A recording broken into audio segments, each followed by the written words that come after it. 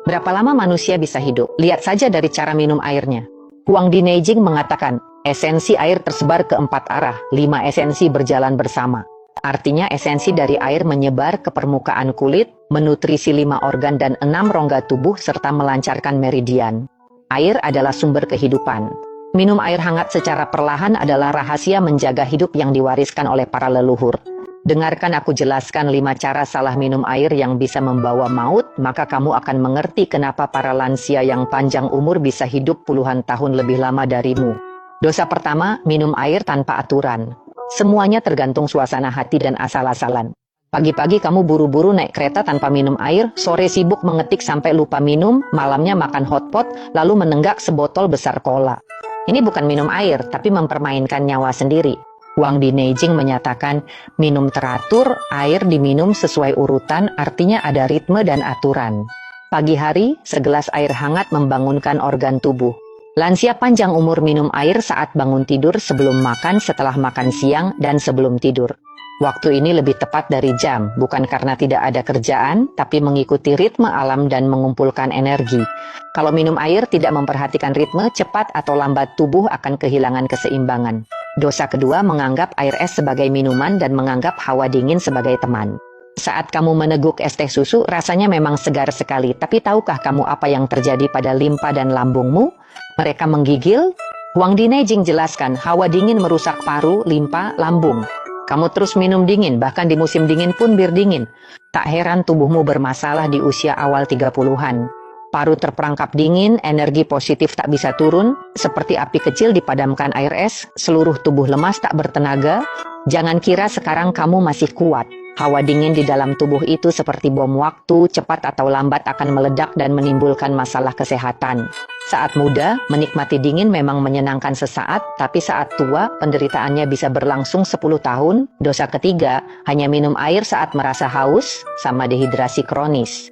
Seperti yang dikatakan dalam Huang Di Neijing, sering ingin membasahi mulut tanpa merasa haus. Artinya, minum air harus sering dan perlahan, bukan menunggu tubuh memberi alarm menenggak air. Menahan haus sampai mulut kering dan pandangan berkunang-kunang membuat tubuh kekurangan cairan. Cairan tubuh diperas habis, sering lelah dan mengantuk, 8 dari 10 kasus karena kekurangan air dan energi vital. Para lansia berumur 100 tahun tahu pentingnya minum segelas air hangat di pagi hari untuk menghangatkan tubuh dan melembabkan organ dalam. Bagaimana denganmu? Begitu bangun tidur main ponsel, minum kopi dan minuman dingin, tubuhmu seperti padang pasir tandus. Jangan tunggu haus baru minum air, sama seperti menambal perahu bocor. Makna sejati minum air adalah melembabkan tubuh secara halus dan tanpa terasa. Dosa keempat, air putih tidak enak, sengaja diberi pewangi pewarna. Kamu bilang air putih hambar, tapi semua minuman enak itu air gula pewangi buatan. Sekali minum, organ dalammu kerja keras membersihkannya semalaman. Keluarga pengobatan Tiongkok sudah menjelaskan, makanan pokok adalah sumber utama nutrisi, buah-buahan hanya pelengkap. Kalau kamu merasa air putih hambar, lebih baik seduh dengan sedikit kurma merah, tambahkan irisan jahe, kulit jeruk kering, atau goji berry. Selain menambah rasa, juga bisa menyehatkan dan menyeimbangkan energi serta darah. Tapi kamu malah mengaku ingin hidup sehat, di sisi lain justru menambah gula dan pewangi ke air. Yang kamu minum itu penyakit, bukan kesehatan. Mulutmu memang menikmati manis sesaat, tapi tubuhmu harus menanggung pahitnya seumur hidup. Dosa kelima, minum air seperti sapi meneguk paus menelan.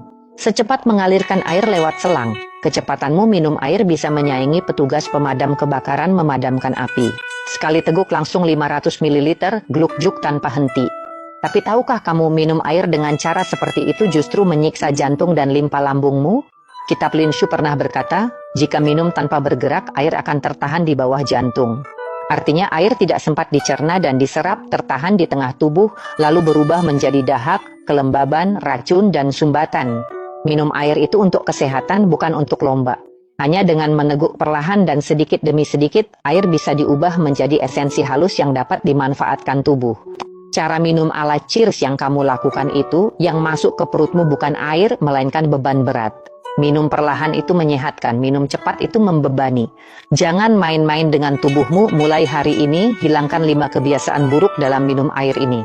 3 bulan lagi datanglah ke kolom komentar dan beritahu saya, apakah perutmu sudah lebih lembut? Apakah wajahmu sudah lebih cerah? Apakah energi, semangat, dan vitalitasmu juga meningkat? Minum air untuk menjaga hidup bukan sekadar omongan. Ini adalah kebijaksanaan bertahan hidup ribuan tahun yang tertulis dalam Huang Di Neijing. Kalau kamu percaya, kamu akan hidup lebih lama dan lebih baik.